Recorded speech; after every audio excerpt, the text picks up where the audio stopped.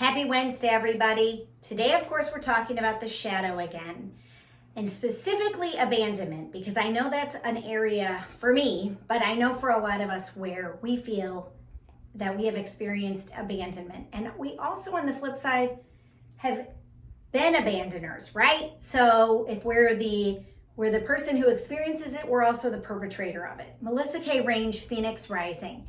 And so let's talk about abandonment, all right? Because if I bring this topic up, hopefully you're going to be thinking about a time maybe where you were abandoned and maybe a time that you abandoned somebody, right? Because the goal of seeing our shadow is to understand it, is to integrate it so that we can embrace our shadow and know that we have not only experienced, but we've been the perpetrator of these different pieces of the shadow. And so this is one of the areas I think is important to talk about. And I know for me, from personal experience, I experienced abandonment and know that at a young age, I felt there were times when I was abandoned.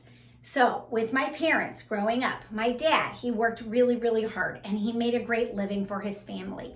And I am very grateful. And at the same time, he worked so much because he was trying to be, in the eyes of his dad, someone successful. And also he had what some of us would think was a disability, but really he pushed through that and actually did not let anything stop him. But I know that he was not around very much for me. And he was there, of course, at all the important events, graduations, birthdays. But I never really felt like maybe my dad was fully present to me and my ideas and thoughts and opinions, and that I was valuable to my dad. He told me he loved me, but did I really understand that I was valuable to my father? And my dad was a really great guy, loved by many. But at the same time, I felt abandoned a lot of times by my dad because he did work so much and he did have other interests. And, he had a lot to take care of being a father, right? And then with my mom suffered from some depression. And she also at times just would kind of check out because she couldn't handle so much of the things going on in our lives, and with all the craziness and busyness and kids and pets and work and all that stuff. And so I know there were times by my mother where I felt very abandoned. And there were times when I felt like I couldn't really express my feelings because my mom didn't sometimes express her feelings very well. So that's learned behavior in me. And then when I got married, I definitely know I felt abandoned. And for the clients that I mentor, there's so many women who feel abandoned and alone in their marriages and their relationships because their husbands are not present to them. They don't understand, and they don't have the capacity to really be there for their wives, to really be present. And so one of the experiences that I had during my marriage was, I remember I was pregnant. Maybe I was on my third baby by that time, and I had two little ones. And I was in bed, and my former husband had gone out with a friend, and they were out, and I called him and I said, it's really late. Where are you? I need you to come home. I'm not feeling great. I'm very pregnant and I just want you to be here. And his response was, what do you need? What do you need? Instead of, okay, sure, Melissa, let me come home. Let me be with you. And I will never forget that because he was very nasty about it at the time. And I needed my husband. And I thought, here's my husband, I thought, who was my best friend, supposed to be there for me. And I felt so abandoned in that moment. I felt so alone. And I know that was a pivotal moment for me to just kind of understand, he doesn't know how to be there for me. And so on the flip side of that, where then have I abandoned people, right? Because if I'm talking about being abandoned, where is the abandonment that I've kind of put out there towards people? And I know that when my kids were little, because I was struggling so much in my marriage and so much in not knowing who I was or what I wanted for my life, I definitely know that I had those moments where I would just kind of check out and not be present with my kids and not maybe hear them. And so I know that I've abandoned my kids, and luckily for me, I've made reparations to that. And now I'm very present to my children because I know how powerful that is. And I also abandoned my parents at times. You know, I wouldn't call them back, or they would want to know how I was doing or where I was. And I'd be just like, well, you know what? I don't want to take time to call them right now. I don't want to do that. And I know there was a lot of, and then I became, with my husband, I became indifferent to him. I just shut down my entire feelings. And I know that I abandoned him in that regard, in that relationship.